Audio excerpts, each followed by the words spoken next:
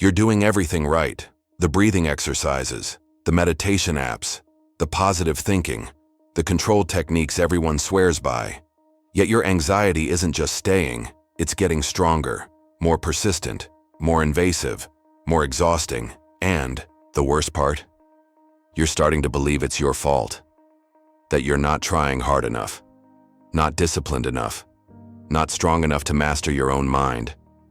But what if I told you that everything you've been taught about anxiety is backwards? What if the very strategies designed to help you are actually feeding the beast you're trying to tame? Here's what neuroscience discovered that will shatter everything you think you know about emotional regulation. The harder you try to control anxiety, the more control it gains over you. Every technique that promises to eliminate anxiety is actually teaching your nervous system that anxiety is dangerous, which makes it more anxious. You've been fighting a war you were never meant to win, because anxiety isn't your enemy. It's a misunderstood ally that's been trying to protect you in all the wrong ways. The exhaustion you feel isn't from having anxiety. It's from the constant battle against it, the hypervigilance, the mental gymnastics, the endless search for the perfect technique that will finally give you peace. But peace doesn't come from control. It comes from understanding. In the next minutes, I'm going to expose the 6 lies about anxiety that keep you trapped in cycles of resistance and suffering. You'll discover why your brain wasn't designed for calm, how your body holds anxiety you don't even know exists, and the counterintuitive approach that actually works when everything else fails. Warning, this isn't another collection of coping strategies. This is a complete reframe of what anxiety is, why you have it, and what it's really trying to tell you. Some of you will realize you've been fighting the wrong battle for years. Others will finally understand why nothing has worked so far. Are you ready to stop controlling anxiety and start understanding it? Let's begin. The moment you decide to control your anxiety, you've already lost. Not because you're weak, not because you lack willpower, but because control and anxiety operate on fundamentally opposite principles. Control demands certainty. Anxiety thrives on uncertainty. Control requires force. Anxiety feeds on resistance. Every time you try to suppress an anxious thought, your brain interprets this as confirmation that the thought is dangerous. Every breathing technique you use to calm down sends a signal to your nervous system that there's something to be calm about. Every positive affirmation you repeat to counter anxious feelings reinforces the belief that those feelings are problems to be solved. This is the paradox of control. The harder you grip, the more it slips through your fingers. Here's what happens. In your brain, when you try to master anxiety, your prefrontal cortex, the logical, rational part, attempts to override your limbic system, the emotional, instinctive part. But your limbic system is faster, older, and designed for survival. It doesn't negotiate. It doesn't listen to reason. And when you try to force it into submission, it fights back with hypervigilance. Hypervigilance is your mind's way of saying, if you're working this hard to control something, it must be really dangerous. Your nervous system goes into overdrive, scanning for threats, monitoring every sensation, analyzing every thought. You become a prisoner of your own internal tension. The cruelest part? You start self-gaslighting. When the control techniques don't work, you blame yourself. I'm not doing it right. I need to try harder. I need more discipline. But the failure isn't in your execution. It's in the strategy itself. Emotional suppression doesn't eliminate emotions. It compresses them. Like holding a beach ball underwater, the pressure builds until the inevitable explosion. That explosion often comes as panic attacks, mental exhaustion, or the complete collapse of your coping mechanisms. This creates what psychologists call the anxiety loop, a self-perpetuating cycle where your attempts to control anxiety generate more anxiety, which triggers more control attempts, which generates more anxiety. Round and round, until you're dizzy from the chase. The illusion of stability keeps you trapped. Those brief moments when the techniques seem to work feel like progress, but they're not healing, they're temporary suppression. Like taking painkillers for a broken bone, you feel better momentarily while the underlying issue remains untreated. Your nervous system overload isn't a sign that you need better control techniques. It's a sign that you need to stop trying to control altogether. Because every technique that promises to eliminate anxiety is based on a fundamental misunderstanding of what anxiety actually is. Resistance amplifies suffering. This isn't just a philosophical concept. It's a neurological reality. When you resist an emotion, you activate the same neural pathways associated with physical pain.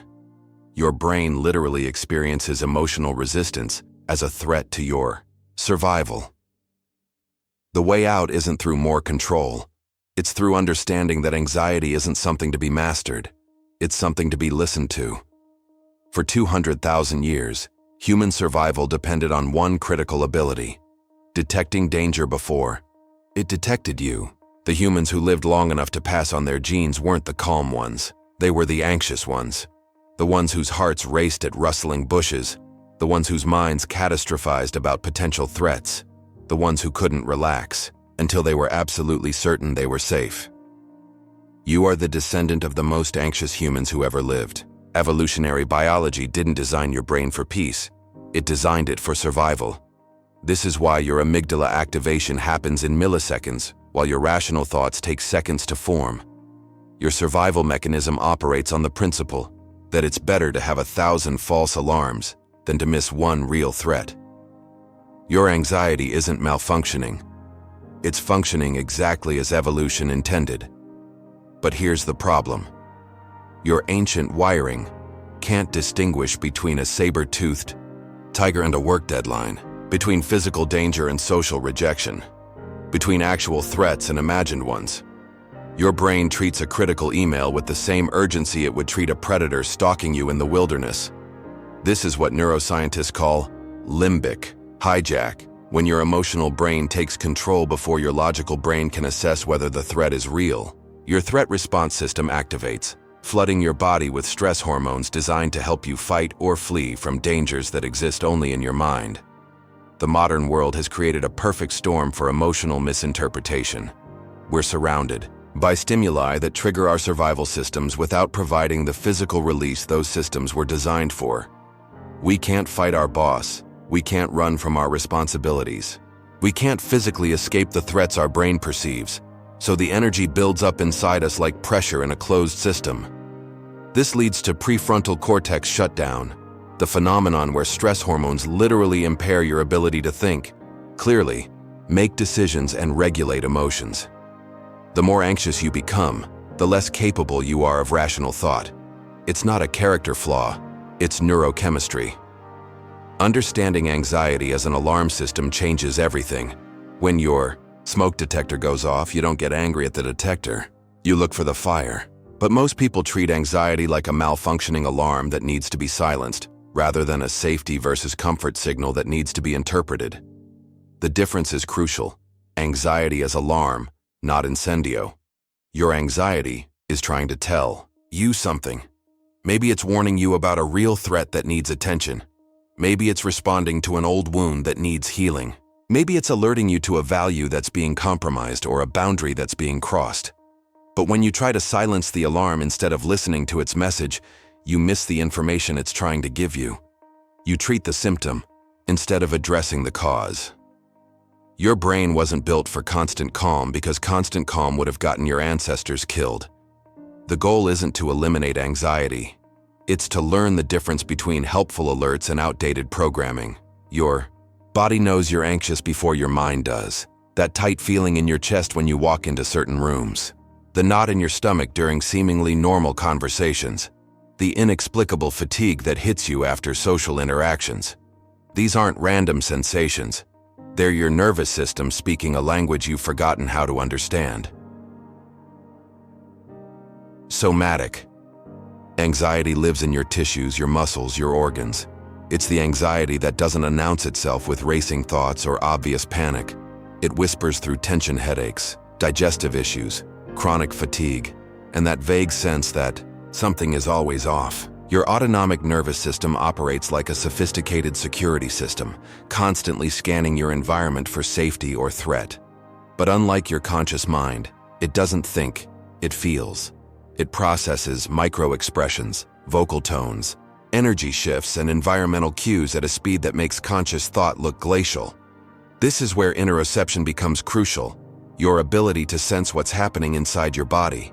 Most people have become so disconnected from their internal signals that they miss the early warning signs of anxiety building in their system. They only notice when it reaches the level of panic, not realizing it's been accumulating for hours, days, or even weeks. Your vagus nerve, the longest cranial nerve in your body, acts like a superhighway between your brain and your organs. When it detects threat, it can trigger fight or flight responses before your conscious mind even knows what's happening.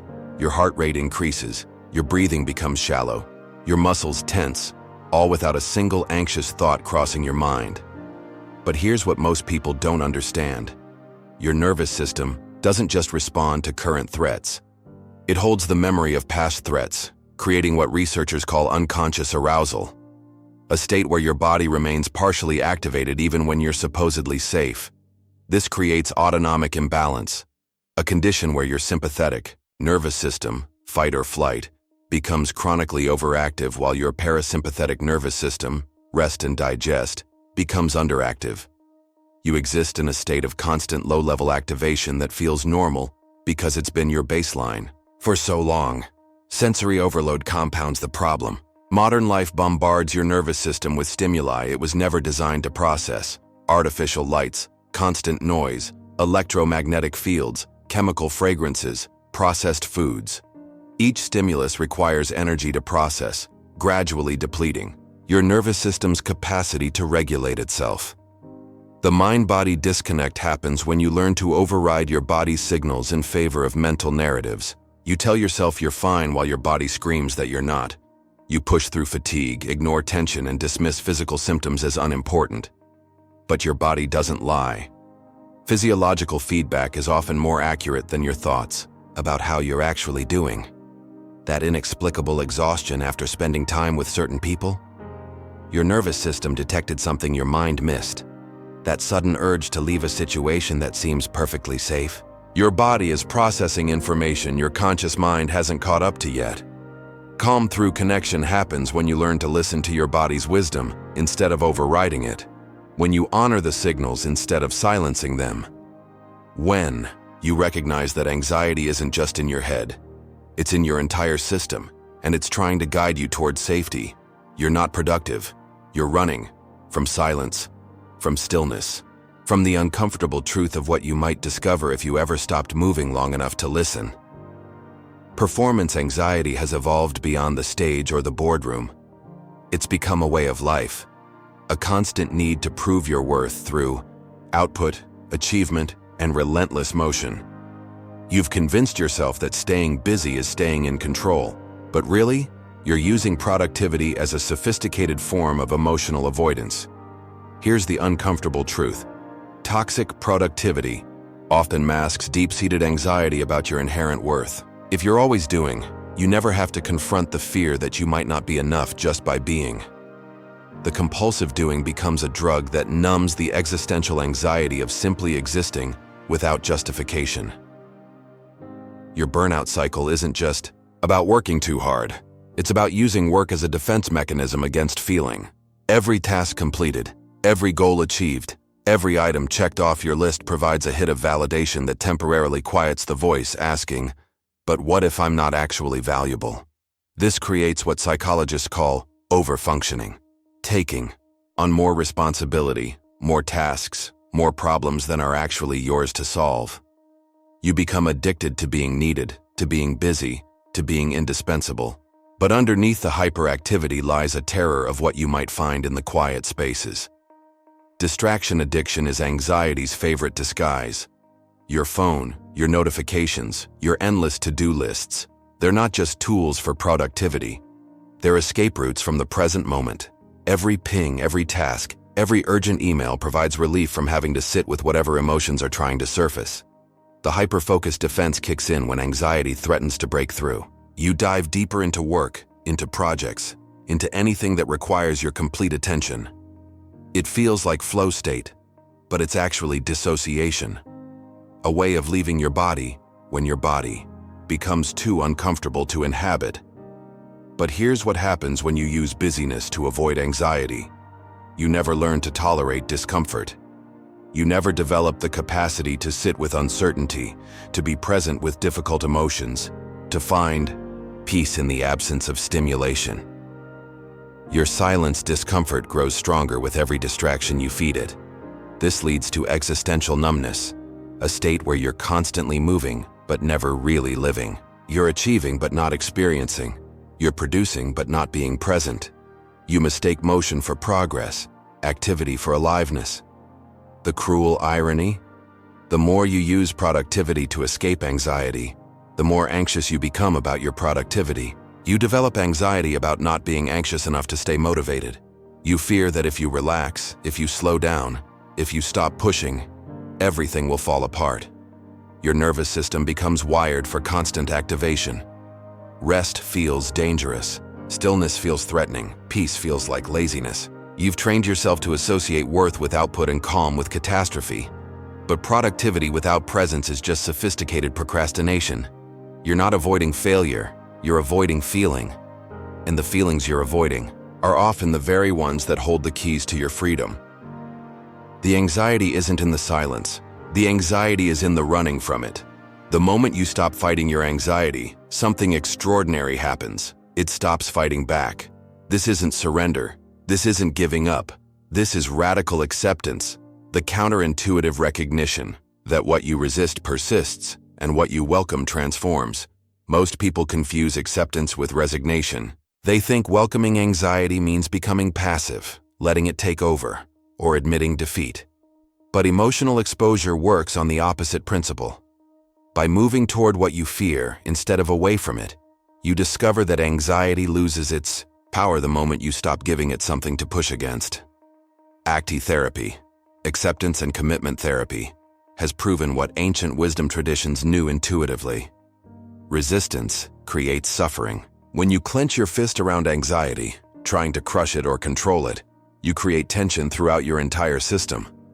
When you open your hand and let it rest there, the grip it has on you naturally loosens. This is where cognitive diffusion becomes transformative.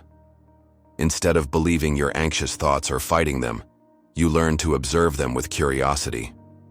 I'm having the thought that something terrible will happen creates distance between you and the thought. You're not the anxiety. You're the awareness that notices the anxiety. Psychological flexibility emerges when you stop treating emotions as problems to be solved and start treating them as information to be received. Anxiety isn't your enemy. It's a messenger. And messengers don't disappear when you shoot them. They disappear when you receive the message. The practice of naming emotions creates what neuroscientists call affect labeling, a process where simply identifying and naming what you're feeling reduces the emotional intensity by up to 50%. I notice anxiety in my chest immediately creates space between you and the sensation. You're not anxious, you're experiencing anxiety. But here's the crucial distinction. Acceptance isn't passive, it's regulated presence. You're not letting anxiety run wild. You're creating a container strong enough to hold it without being overwhelmed by it. Like a skilled firefighter who can feel fear without being paralyzed by it, you learn to be present with anxiety without letting it dictate your actions.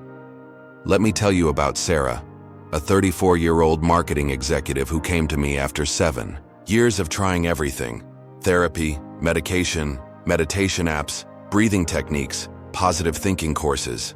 She'd spent over $15,000 searching for the magic solution that would finally eliminate her anxiety. Sarah's breaking point came during a panic attack in a client meeting. Not because of the attack itself, but because of what she realized afterward. She'd been fighting her anxiety so hard that she'd forgotten how to live. When we started working together, I asked her to do something that terrified her. For 1 week, instead of fighting her anxiety, I wanted her to welcome it. To say, "Hello, anxiety. What are you trying to tell me today?" The first day, she called me crying. "This feels like giving up," she said. But by day 3, something shifted.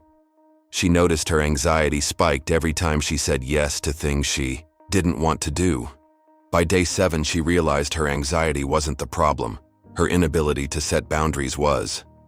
6 months later, Sarah still feels anxiety, but now, instead of seeing it as evidence that something's wrong with her, she sees it as information about what matters to her.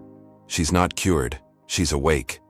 That's the difference between fighting anxiety and dancing with it. Paradoxical calm emerges from this practice. The more willing you are to feel anxious, the less anxious you actually feel. The more space you create for discomfort, the more comfortable you become with uncertainty. The more you welcome the unwelcome, the more welcome you feel in your own life. This requires inner validation, the ability to acknowledge your experience without needing it to be different. This anxiety makes sense given what I'm going through. Or, of course I'm feeling uncertain about this situation, removes the secondary layer of anxiety about having anxiety. Non-resistance doesn't mean non-action. It means acting from a place of choice rather than compulsion. When you're not spending all your energy fighting anxiety, you have energy available for the things that actually matter to you. The firefighter doesn't eliminate fear. They develop a different relationship with it. They feel the fear, acknowledge its message about danger, and then choose their response based on training and values rather than emotional reactivity. Acceptance is the doorway to regulation, but you can't walk through a door you're busy trying to break down. After everything we've explored, you're probably wondering, so what do I actually do? Here are the 3 neuro-emotional anchors that create real, lasting change. Not temporary relief, but fundamental shifts in how your nervous system responds to uncertainty and stress. Anchor 1. Inner safety. Regulation of the body. Before the mind. Emotional regulation begins in your body, not your thoughts. Your nervous system needs to feel safe before your mind can think clearly. This isn't about positive thinking, it's about somatic grounding. Nervous system literacy means learning to read your body's signals before they escalate into full-blown anxiety. Notice the early warning signs: shallow breathing, muscle tension, digestive changes, energy shifts. These are your system's way of saying, pay attention, something needs your care. The most powerful technique isn't breathing exercises, it's nervous system mapping. Throughout your day, pause and ask, what is my nervous system telling me right now?